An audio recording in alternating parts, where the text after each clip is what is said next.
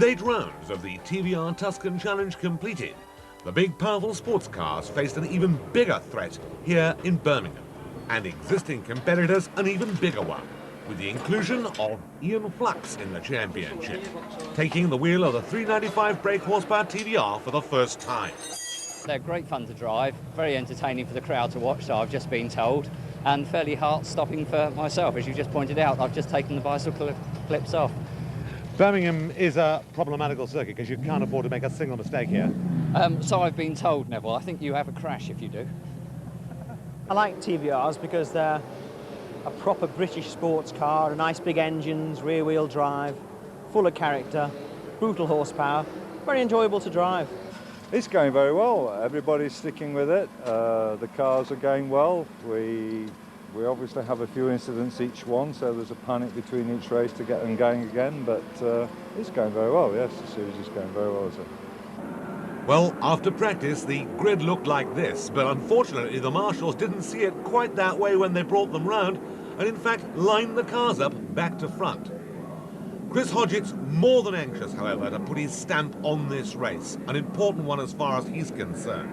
And Jimmy McRae, well, he's carrying a camera on his car, and that should provide us with plenty of fun. Don't forget, he was in second place at Brands. But the man with the experience is Hodgett. He shows it. He's away first. A clean start. Gap already opening up with the cars towards the back there, but it's Hodgett into the lead. McRae slots into second place. And, ooh, there's some pushing and shoving there as they come out. Up the long hill now, where power really counts, and torque as well. 360 foot-pound of torque from these Rover engines, the Group A block, prepared by TVR on this lightweight GRP body. McRae, down again, looking for a way. And he looks as if he might have found one too. Feeds the power on, still holding on to that second place. A couple of 3 people run wide there. And we've got a spin up right in the middle of the pack, collects it back together again. All's well that ends well, but it's still Hodgett's. McRae right behind him. McRae closing up on braking here. Down a gear.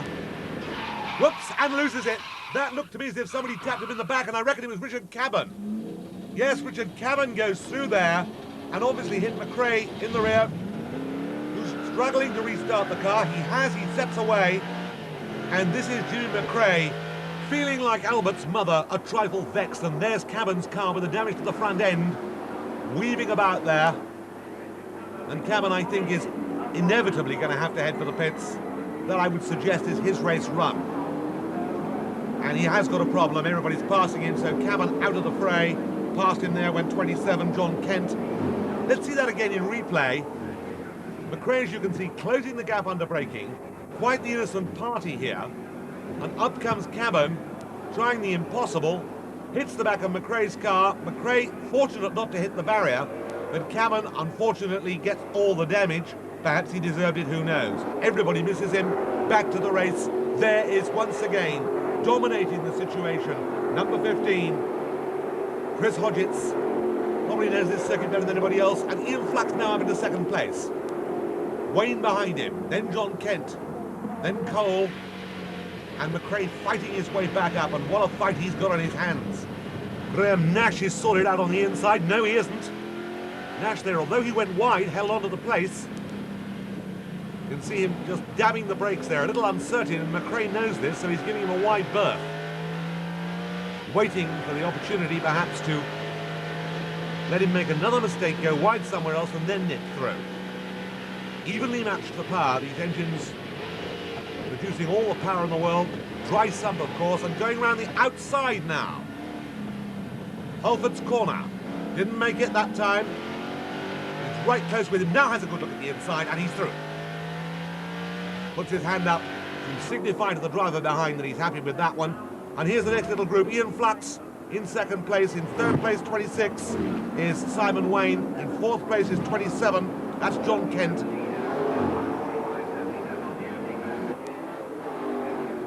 We're looking at John Kent now in the Lister Jaguar colours. As Jimmy McRae still storming through the field. And the real excitement in this race is watching McRae's progress. He's now about to attack number 9, Chris Mares. Mares is not going to give him quite such an easy run. In front of Mares, that looks to me like Martin Krass. And then I think it's Dave Loudon. Mares goes off. Mares goes off into the barrier. Chris Mares goes off into the barrier, and that is upper place as far as McRae's concerned. Lost a bit of ground there to the battle that's going on ahead of him. Loudon and Krass, the dueling duo. Well, there are 5 there, Jimmy. Sort them out. He has. And Krass goes through on the inside, and Dave Loudon wouldn't like that. Loudon, who's coming back at him, and tucked up on his tail there. McRae looks for a way between the two of them. There's not room for that. But Loudon is sorted out, and now Krass is the subject of the pressure of the flying Jimmy McRae. This really is the Flying Scot at his best. Superb car control. Coming up, dealing with Martin Krass. Krass not giving away there, keeps himself online. Down a gear again. Hard braking here. And Krass there, you can see, struggling to get some grip at the front end. Came in a bit quick, braked a bit late. This time it has a go. The tail tries to break away, but here's McRae looking at Krass and right behind Dave Loudon, and here's the aftermath of that battle that we saw earlier on when number 9 went off Chris Mares, and that's now being removed. So in that particular part of the circuit there'll be no overtaking, which could in fact cause a few problems for Jimmy McRae. McRae comes up. Krass on the outside. McRae should have it. No, he hasn't. So there are the yellows, so that's where they're going to have to slow. You can just see the tip of Mares' car there. Yellow flag, they go past the engine, it's been craned out of the way, and by the time they come back, that track will be clear. But will Jimmy McRae be in front of Martin Krass is the question. A very good drive by Krass in his second season in the TBRs, came to it as a complete novice. Motor racing was always something the ex-BBC commentator wanted to do, and now he has. And also he's lost a place as well. But to Jimmy McRae, that is no shame. So McRae up another place.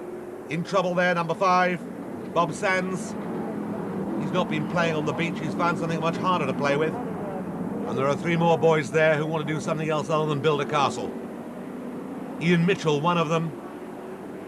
McAlpine, the second car, and that's Wheeler. So all 4 close together and Sands still holding them off. Mitchell having a good look.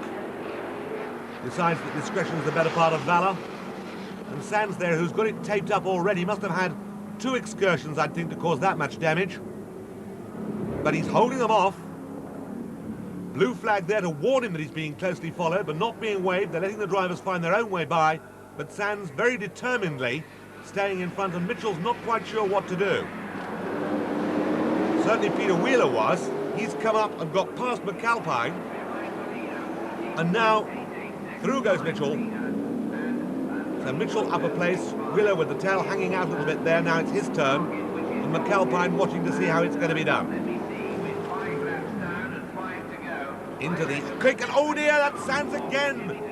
Sands lost it again. A brake grab there. I would not blame the driver for that one. A brake grab, it turned very, very sharply right. He's out of the race. Nobody hit him. So here's Mitchell all on his own. The other 2 impeded a little bit by that. Mitchell on the ragged limit there. Let's see that again. You'll see that Sands puts the brakes on. And the moment he puts the brakes on, it turns sharp right. There we go. Straight into the barrier. Well, the new nose was required before. He'll require a bit more than that now. One man who requires nothing is Chris Hodgins, getting on with the job, out front, very much in charge. And he's built up quite a substantial lead now from Ian Flux in second place. There's Fluxy, his first drive, and one which he can justifiably be proud of. Yellow flag, waving marshals, Sands' car craned out of the way. Through go the first 2, and you can see the water's coming out of the front of the radiator there, and gives you a good idea of what the frame's like underneath. Here's Steve Cole, however, with clouds of steam, clouds of smoke, and that would seem to be that. Whoops, that's Ian Mitchell. Ian Mitchell has a huge accident. Ian Mitchell has an accident all by himself. I didn't see there was any good reason for that. It was on the straight. You can see the black lines going down there. Mitchell perfectly okay. The car buried firmly in the barrier. He gives it a jolly good kick, and that is, I think, about the third, fourth, might be even the fifth accident that he's had this year. It just hasn't gone right for Ian Mitchell wherever he's gone. So Mitchell's damaged car, there's oil all over the road. I think that explains the story. The engine, I would suggest, blew. It locked up, or did it? Either way, whatever it was, I believe that was a mechanical problem. So Mitchell out of the race. Still very much in charge. You saw him glance in his mirror there. Is the flying number 15, Chris Hodgetts, who's got it all in the bag now. He's able to drive at the pace of the opposition. You can see the concentration there. Chris teaches driving for Jim Russell at Donington during the week, race driving, and knows his way around Birmingham probably as well, if not better than anyone. Behind, this is a fine battle. Here is McRae. Here is McRae threatening John Kent. And Kent is the man now who is having pressure, and you can see how McRae is closing that gap all the way into, all the way out of the corner. Has a good look, comes into the right-hander, closes it a bit more, close to the barrier one way, close on the other way, and short of get out and throw his helmet at him. There's no way by at the moment on the straight because they're absolutely nose and tail. But he's drafting him down the straight there. He'll try and pull out into the braking area. Nobody wants to know about that. John Kent's quite determined that he wants that line and gets it. So John Kent, a little bit the slower of the two, gets the tail out, and that could be it. That could be the mistake. No, Kent gets it back again. Kent made a slight error there. McRae tried to take advantage but couldn't quite do it. Simon Wayne up ahead of them. He's the next man up, and obviously I think neither of them are going to catch him, particularly while they're so busy with each other. And the closing stages of this race and the drive back into contention by Jimmy McRae has been one of the major features, plus the incidents. We're coming up to where Ian Mitchell had his accident any minute now, and I think that car's still to be moved. You can see the black lines. Yes, Mitchell's car still buried in the barrier. So here comes Jimmy McRae looking at the inside. No, it wasn't to be. Has another good look, gets it sideways, feeds the power on. And McRae really giving it all he's got, but he can't quite get alongside to grab the line here as they come into Honda. Out of it, nose and tail, sideways again. Well, first prize for trying here. He's got the front wheels level with the rear wheels. He's not going to give way, or is he? Under braking, McRae leaving it till the last possible moment. He goes for the inside line. He's got the inside line. He comes through. They're side by side as they go up the hill. But Kent has still found a little bit more there and has got back in front. They're into their last lap here in Birmingham, and this is where the fight is. Out in front, doing no harm to anybody, is Chris Hodgetts, but here's the real fight, and here is Jimmy McRae trying every way, which way but lose, to displace John Kent, and he hasn't managed it yet. Another go at the inside there. Now he pulls back, takes a wide sweep in, gets it sideways, feeds the power on, but he's scrubbed away a lot of speed there and lost ground rather than made it. So McRae looks to me as if he's going to have to be satisfied with that place behind John Kent. More power to John Kent's elbow there because he deserves the place. He drove well, he held it under pressure, as has with no pressure at all. Chris Hodgetts come through here, flicking it sideways, up across the line. Hodgetts wins. Here's the battle for the last time. McRae right with Kent, but there's nothing much he can do. Pulls out as they come to the line, and is just behind John Kent. So Chris Hodgetts wins. Unfortunately, Ian Flux disqualified for doing a practice start. He'd never started one of these cars before, did a practice start, and well, there you have it. There are the rest of the results. Playing to the crowd. Oh dear! That was unfortunate. We've seen the leader, the winner, number 15, Chris Hodgetts, clout the barrier very hard there. Now Chris will undoubtedly have an explanation for that, but isn't a very happy man. But no explanation here required. Hodgetts now 97 points, well in the lead in the championship. You can see the rest of the points in this exciting TVR Tuscan Challenge, round 9 here at Birmingham.